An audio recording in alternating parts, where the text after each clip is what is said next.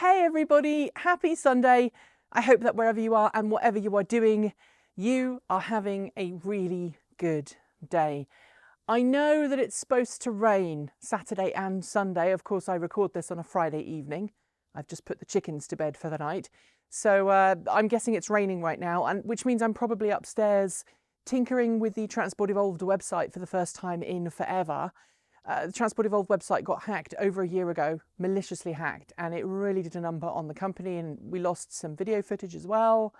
So I finally got that running again, so I'm slowly rebuilding it.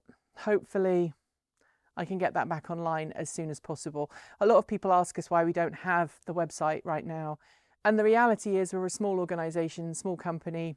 We put all of our attention and all of our energy into making video content. So kind of the website itself has been on the back burner.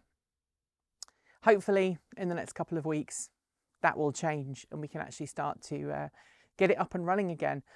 While we're on the subject of servers and stuff like that, I just want to thank everybody who has reached out and said, hey, I would really love to help with the Creative Commons footage stuff. We have a special group in the Discord chat. So if you're not a Discord member, sign up, come and join the Discord fun. You can talk to the rest of the team if you'd like to help out with that. I've been talking to other YouTubers, some of whom have been incredibly receptive to the idea. So fingers crossed we can actually make this an international thing. Let's see where it goes and leave it at that. I don't want to make any promises right now, but let's see where it goes. Today, I want to talk to you about a story that's been in the news a lot in the last week, namely that Model Y roof that fell off. Now, it started the week with the story breaking. Guy on Reddit went, hey, my parents' Model Y roof fell off. And a lot of people accused that person of CGI faking it and being a fudster, trying to basically destroy Tesla. Now, Inside EVs reached out to this person and they'd had a chat with him and he seemed genuine, didn't seem to be making it up. Sally wants to be part of the video, even though he's not actually physically in the video. He's just a loud boy. And we talked to some friends who are in the CGI world, and they were like, you know, that would be pretty hard to fake it on a budget. And if you did fake it, it would have taken hours and hours and hours. You'd have to do 2 separate shots. The lighting would have to be the same. For such a short clip, it feels like that would have been a lot of trouble for something that could potentially be easily debunked. Anyway, whether it happened or not, it has created some question as to, is this another Tesla-related quality control issue? And it's not just Teslas. I mean, this week, Nissan recalled several of its cars because the rear windows were coming loose and coming off. Now, as I noted in 10 yesterday, I don't know, that sounds to me like there's a problem with whatever it is they use in the auto industry to stick glass roofs and glass hatches onto things. Maybe there was a duff bunch and maybe that's why things are going wrong. I don't know. But I want to know from you, if stories about quality control issues, whether it's cars breaking down, having issues in terms of their battery management systems failing, God forbid, going up in flames, issues with the charger, being stranded at the side of the road, rapid gate, do they affect your opinion of the automaker? And is there like a limit to a negative story that will make you go, you know what, I'm not going to buy this car anymore. I'm not going to buy this particular brand of vehicle because their quality control issues are too great? Or are you somebody who goes, no, all of these quality control issues are completely bogus. Every car company has them. We shouldn't worry about it. They're being overhyped. This is an attempt to try and destroy electric cars. Tesla, insert name of company here, and we should just ignore them. I'm really interested to know what you think. I sit kind of, I feel that I personally am fairly down the middle when it comes to such things. You know, problems with cars happen all the time. Yes.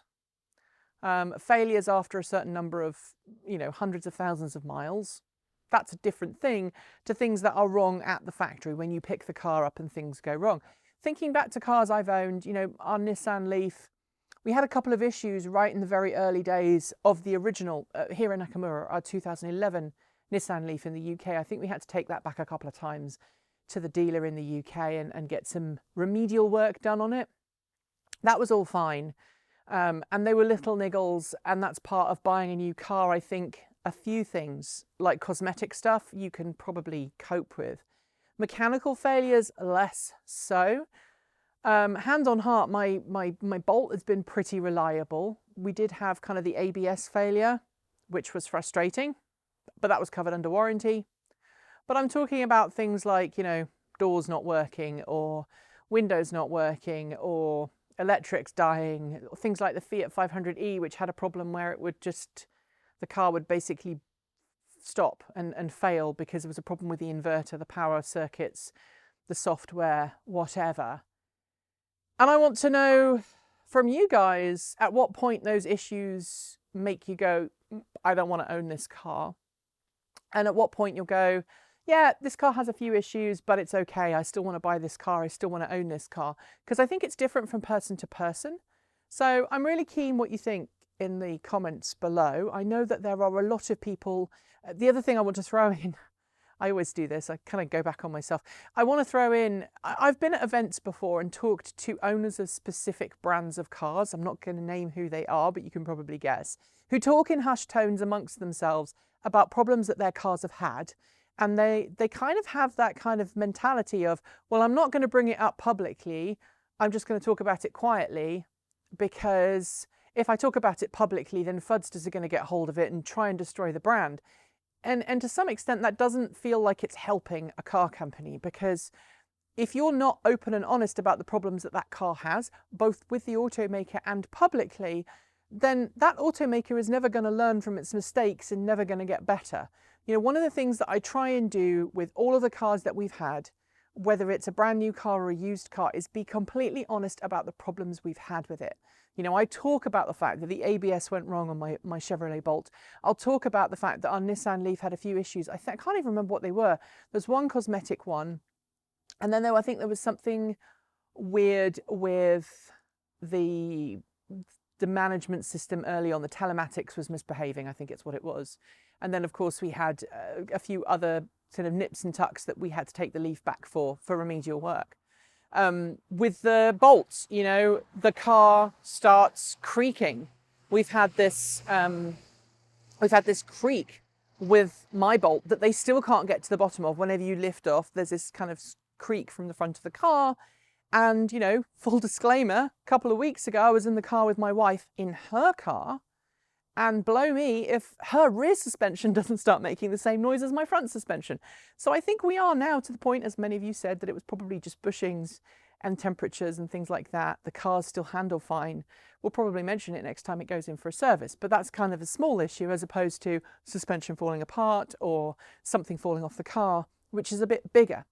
Anyway, leave your thoughts in the comments below. Let me know a list of things that you would be okay knowing a car had regular problems with, whether it was quality control at the factory, whether it was known problems with the car, you'd be okay with that, and ones that you wouldn't be okay with, that you'd go, okay, I'm going to walk away from buying this car. I like the car, but I'm just not willing to put up with these kind of problems. Let me know in the comments below. Don't forget to like, comment and subscribe. I will be back next week, which is tomorrow, with more great content for you all to enjoy. It has been a crazy week. We've been producing some content for a third-party client of ours as well. So I've been doing the daily stuff, plus some behind-the-scenes stuff. And then next week, we're going to be doing some more behind-the-scenes stuff as well. So I don't know how many videos we're going to make, but let's see what we can do together. Anyway, enjoy the rest of your Sunday. Stay safe, wear a mask. If you have an election coming up, wherever you are in the world, because I know New Zealand's got one as well, make sure you're registered. Do your thing. Keep evolving.